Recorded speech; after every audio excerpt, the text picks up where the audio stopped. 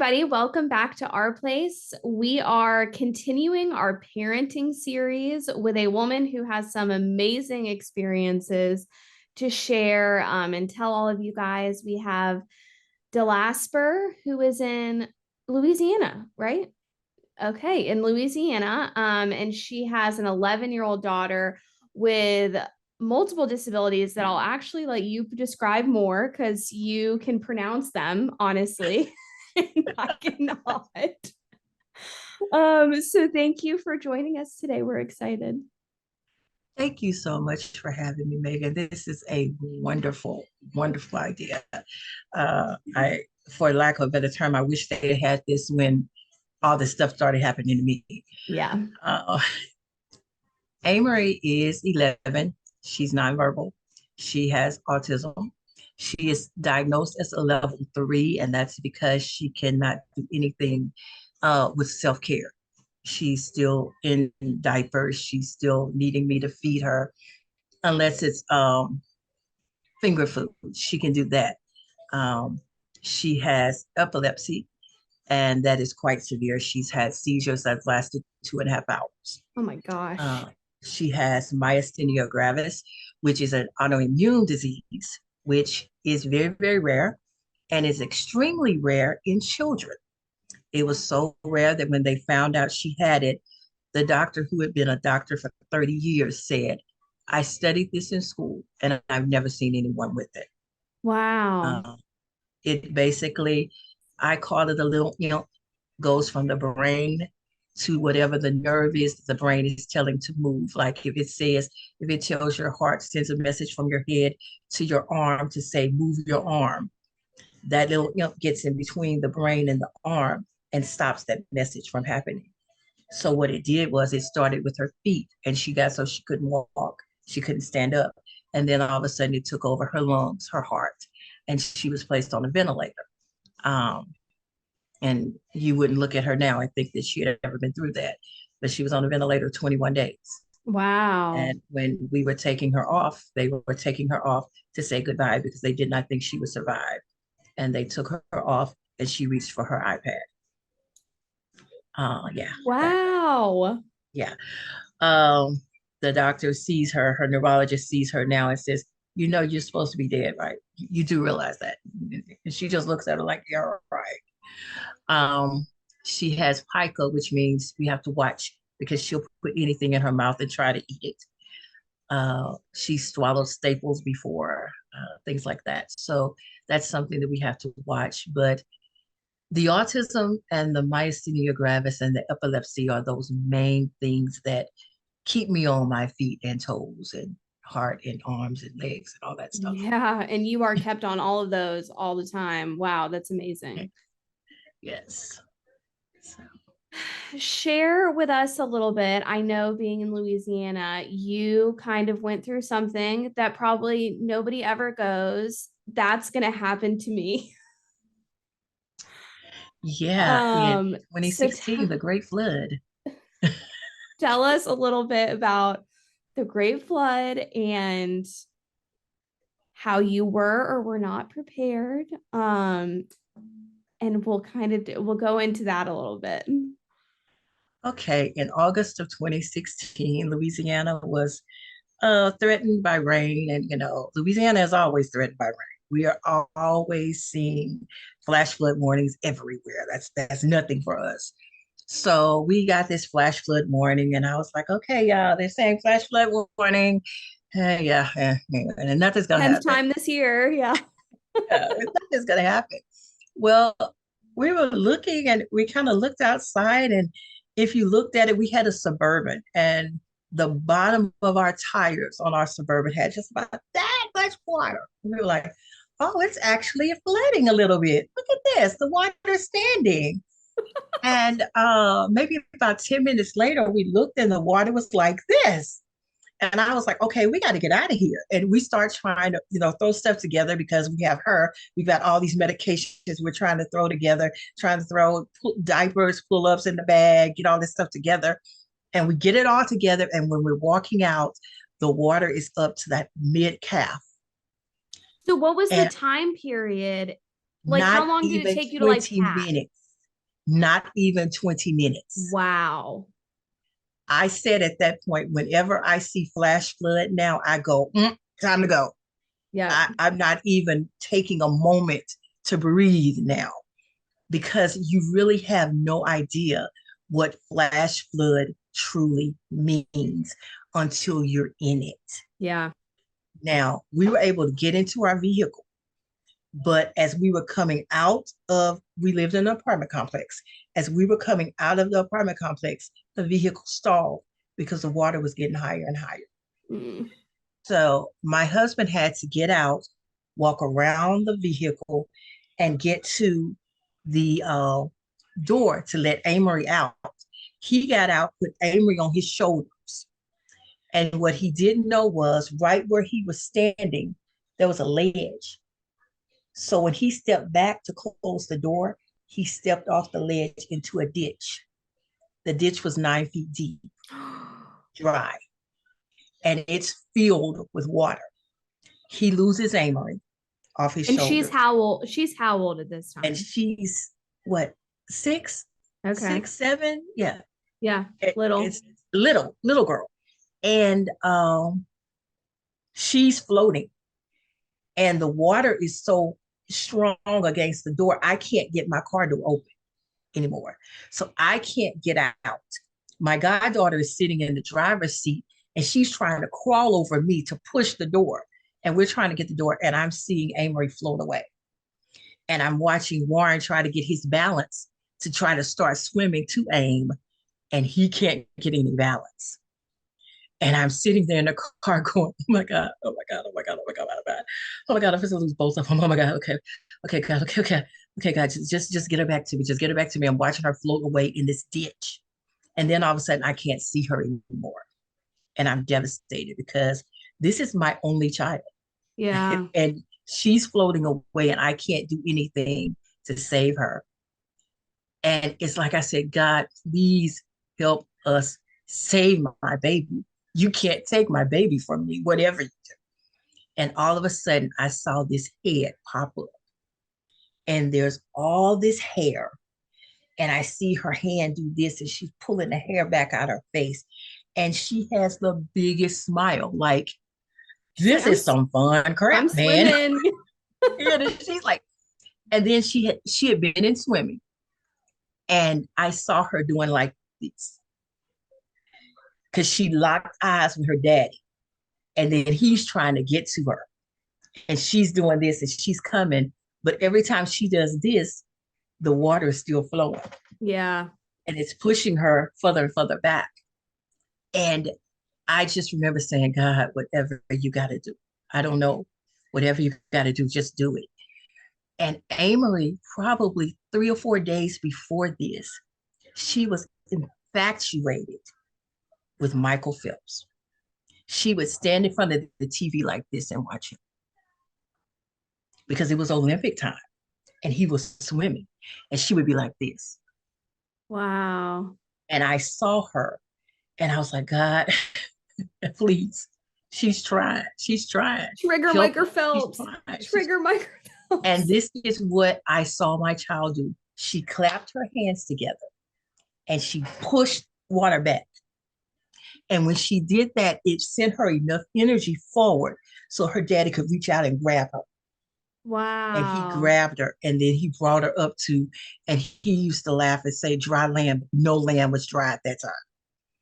And the water was so high that he had to pick her up because she could not stand on the ground because it was covering her head.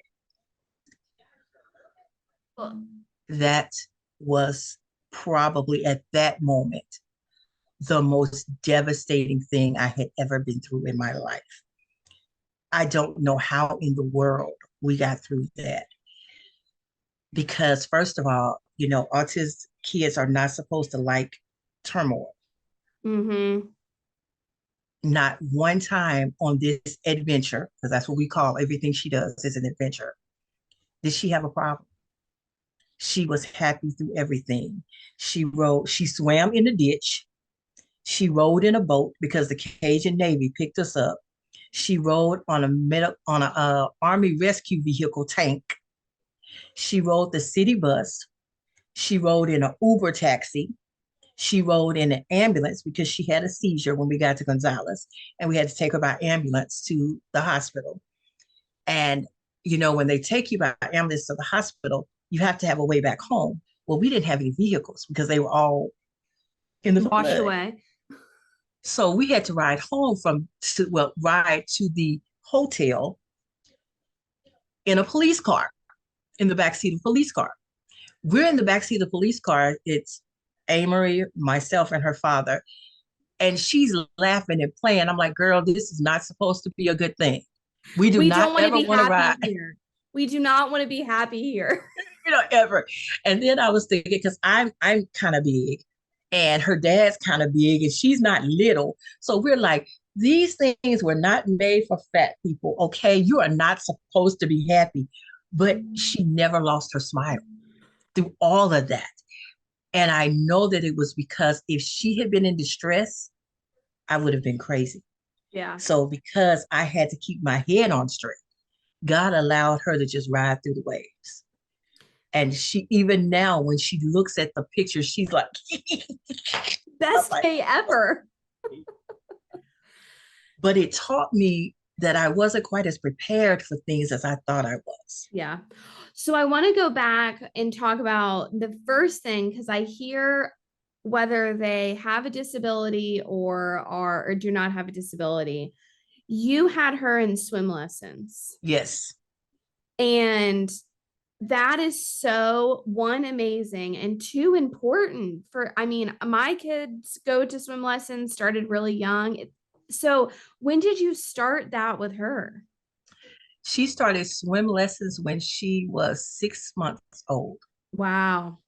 6 months old. It was mommy and me classes Yep. at 6 months. And And we did it every year. and did you have to find like a special program specifically for kids with disabilities? You did. We were blessed though because our YMCA at that time had a program called Terrific Turtles, and that was one-on-one for special needs kids.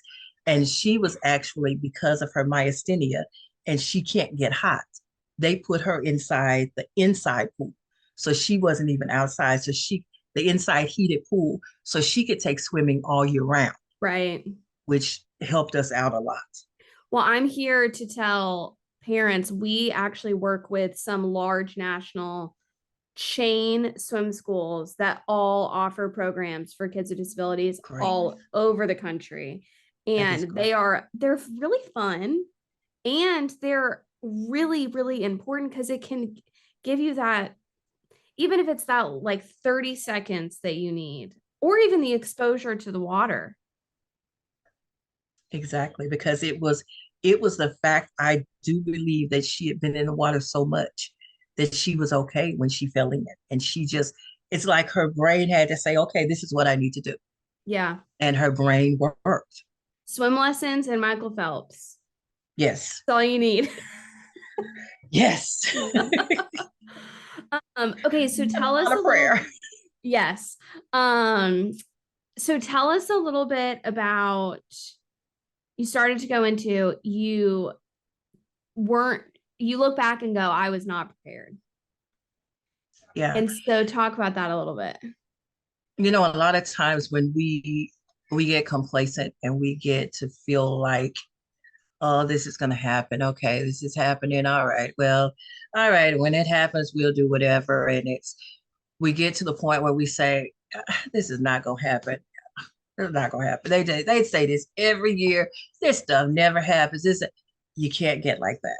Mm-hmm. I learned I had to come together. I actually went and purchased it. It took me a little money, but I purchased all of her medications, a month supply, Wow. and put up. It's in a little suitcase right beside my door right now. I have 3 sets of clothes, a pack of diapers. I call it my go-to suitcase. Like people, special needs parents especially have go-to bags, and this is what they pick up to walk out the door. It's my go-to suitcase. I have enough clothes for 3 days for each one of us. I have the medicines that we need. I have her now. We have an oxygen tank. I have her books, her iPads, everything. Every night it's stored in there to charge. I don't even have them all over the house like I used to. Yeah. It's You've got to be able to have things prepared so that when something is occurring, you can pick it up right then and walk out the door. You don't need to have to go around the house collecting things. And it does take funds. It does. I'm not going to even lie to you. But Mm-hmm. you can start off doing one thing. If you have a medication, medication lasts a year. If you could get 1 month medication for one medication, 1 month supply, get it and put it in that to go bag. Mm-hmm. Each month, get a supply of one different medication. You know, have it so that you're able to pick up and walk out the door. I actually compiled a book that that is a special needs planner. Now, this is one of my empty ones, but in here, I wrote this. I designed it. I have appointments, a place for appointments to go. I have a place for all the doctors' names and numbers. Yeah. My daughter's surgery procedures, emergency contact information. I have this filled out on her. I pick it up. It's in the suitcase.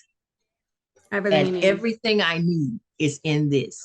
Copies of her birth certificate, copies of her social security card, my social security are all in this book. That way, because when we had the flood, we lost everything Yeah. except the clothes that were on our backs. And it's not just a flood either. I mean, people think a tornado, house fire. I Hurricanes, mean, yes, anywhere all over the country this could happen. exactly. Fires. When your house catches on fire and you're trying to figure out, I got to get, no, that to go bag, take it Yeah. and go, get out. Those are things that you don't really think about you're even going to need. I went through that flood and I was like, I had to go to this hotel, and we were just blessed that the hotel manager said, we understand what's going on, take this room. We didn't have credit cards, we didn't have IDs, Yeah. we had nothing. So this book makes me have everything I need now. And tell our members where they can get that book. Can they buy it from? You can buy this book on Amazon, Okay. but if you look me up with No Greater Love, Amory's Journey, you could get it directly from me. Okay. We'll link um it so people can yeah, it's check it it's a out. wonderful thing. It's my saving grace right now Yeah. because I have seizure logs in it for when my daughter has a seizure. Now, when I first started this, I did it because my daughter had so many doctors until I had a binder for the neurologist, a binder for the cardiologist, a binder for the uh, endocrinologist, and I combined all of that. So when I go to the doctor, I pick this up and I say, okay, you want to know what? And even with COVID going on, I had COVID. My daughter got sick. I had to send her to the hospital without me. I sent this. Which is This was everything. everything they needed to take care of my daughter. Yeah. Um, That'll it's probably a help with thing waiver of applications and stuff too. I mean, it's needed for all that stuff. you have no idea how much information is needed. And when you are going through a traumatic situation, you lose that information in your brain. Yeah. Your brain can't comprehend, it can't work the way it normally does to be able to pop this information out. So when my daughter got sick this last time, they were asking me, when did she have this surgery? I don't know. I don't know. I don't know. When did Not what she I'm have thinking pins about put? right now. Yeah. I can't figure that out right now. I tell you what, you take this, when you finish with it, you hand it back to me. Yeah. And that tells you all her immunizations. That tells you every surgery she had. That tells you who the doctors were. That tells you who she saw, when she saw them, what they said, what I asked them, what medication she's on, what dosages it is. All of it's there. So you're keeping up with it. And it's something you got to keep up with every month. Don't get it twisted with me like it's so easy to do, because it's not. It takes work. Right. But in the long run, that work makes my life much easier Yeah. in a traumatic situation or a situation where I've got to rush and get out of there. Yeah. What I learned is when I see flash flood, I do not wait around. So what about, so that's kind of like things that you should have had, and you pack an emergency bag and work to get that and work to get all the paperwork in one place. What about a plan of like, do you kind of have a plan now of, if this happens, I have a place to go. I have somebody that could take us in for a few days or something like that. Yes, you get all of that. I have it now. When I live in South Louisiana. I'm from North Louisiana. So what I do really is when they say flash flood or when they say hurricane for South Louisiana, I immediately get my bag, take my child, we get in the car, we drive to North Louisiana because I'm from North Louisiana. We can handle tornadoes. I Mm-hmm. know what to do in a tornado. It's second nature to me when I see tornado warning. It's not second nature to me when I see hurricane warning. So Yeah. I'm getting out the way of the hurricane to go to the tornado. That the Yeah. hurricane is going to spin my way, but at least I am more knowledgeable about the tornadoes than I am the hurricane. And it's kind of funny because we talk about the differences in our parts of the state because the people here don't want to have to deal with the tornado because they don't know, they're like, I don't know, because my husband was from here and he's like, I don't know about tornado. I was like, look, just get me home. I can get you through a tornado. I know what to do. I don't know what to do when it's water coming in my house. you know. So Yeah. that's the funny thing. I have that place that I can go. Find you friends. And actually I'm blessed to have a whole home generator. So when stuff happens here now, and I'm on higher land than I was during the flood because we moved. I have families that come to my house and stay because our children need their electronics. My generator is going to run the electricity, even when Yeah. the electricity is out in the city. You're the emergency plan now. Yeah, I'm a lot of people's emergency plan, and That's that amazing. it makes me happy. And Yeah. I have, because of my good friend Shelly Hendricks, I have the supplies in my storage for 30 days. Yeah. I have enough paper towels, enough toilet tissue, enough water, enough canned items to last me 30 days. Yeah. So I don't have to worry if I can't get to the store or if I can't get to whatever. I even have enough chicken nuggets to last my daughter 2 weeks in my freezer. So uh, it's just knowing that this could possibly happen and you don't really want to prepare for the worst because you don't want to think about the worst happening, Right. but it makes more sense to be prepared just in case. Right. Because I still remember when the pandemic hit and everybody was running out of toilet tissue. I wasn't Who would have because I ever prepared thought for this. that would Yeah. have been Yeah, the the thing that runs out of everything in that situation? But so that was great that you were exactly. prepared. And yeah, I think it's really people. I mean, I can tell you, even me, like, oh, that won't happen to me. Oh, I won't have a house fire. Oh, Mhm. that, a tornado won't hit my house, like anything like that. So I think you just don't think it will happen to you, so you don't prepare. Exactly. And Or there's it happens probably a some, lot and you don't see it ever happening. It happens all around you.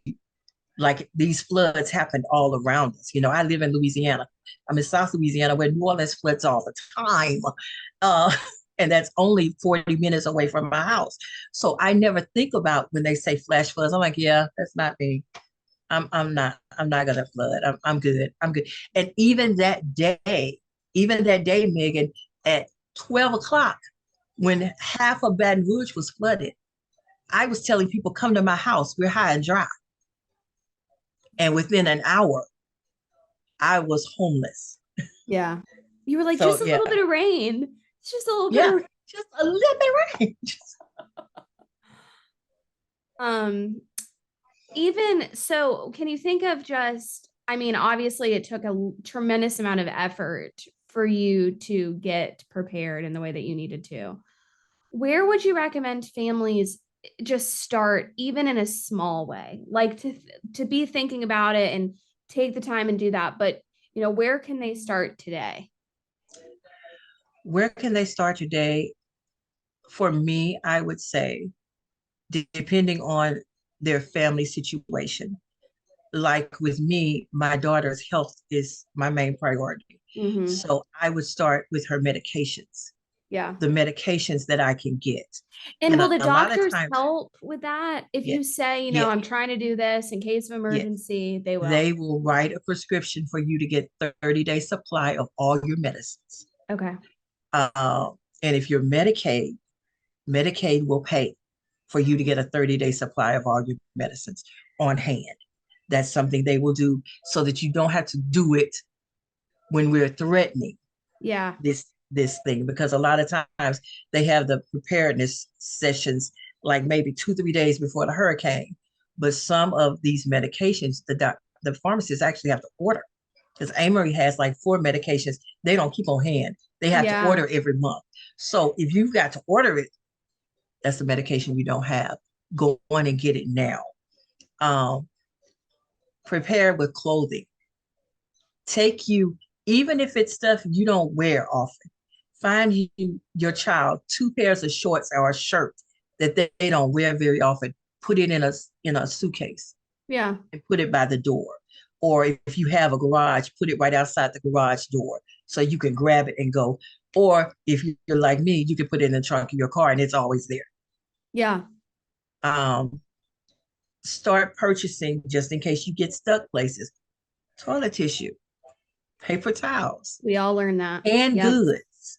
Yep. Yeah, canned goods are good to have. Things like those, I call them the rice dishes, where all you have to do is add water and you can cook the rice. That type of situation. Um, Things like peanut butter, um, Like crackers, non-perishables, like what you right? would donate to a canned food Crackers, drive almost. exactly. Get that on hand. Water, Yeah. water, and more water. Get you gallons, get you bottles, get you the big gallon jugs of it. Have that on hand to last you. And you can start getting a week's worth at a time, Yeah. and just every week get you one thing. And that's what you have to do, to just make sure that you have what you need, and know that it's what you need and not necessarily what you want. Because a lot of times we'll start going, but I like this. No, what do you need to survive? Yeah. Because I like Cokes, but I don't need Cokes to survive. So that wasn't on my list. Yeah. And you're from Louisiana, you're probably drinking something, and is not, it is alcoholic. No, that's a want. That's not something you need to have. Spend the money on things that are necessities of life. And probably even just start noticing in your day to day what are the necessities. Exactly. I mean, Exactly. I would think if I'm thinking about that, I think I would have to like take a couple days to notice, like, Yeah. okay, And I'm think, drinking or eating this. Is this a necessity? flashlight, Yeah. batteries, those types of things that you may not even think about because you don't ever need them. I Yeah. didn't think about a flashlight until I was in the dark and I didn't have one. So, yeah, that type of stuff. Think about things like that and slowly but surely add them to your quote unquote repertoire. Yeah. Just go to Costco. You can get a 30-day supply of anything at Costco for way discounted. Costco or Sam's Club or Walmart. Exactly. Exactly. Exactly. Exactly. Perfect. Um, well, Delasper, thank you so much for coming on and sharing your experiences. I know that that was a painful, hard time to get through. God bless you and your family for getting through that and sharing the story to hopefully help and impact other families. Hold the book up one more time because I want families to see that Journey of Hope. We'll link it. You can get on Amazon or directly through her website. And if anybody has any questions or wants to connect with you, maybe to even talk to you, please reach out to us, and we look forward to hearing from more parents on our parenting series.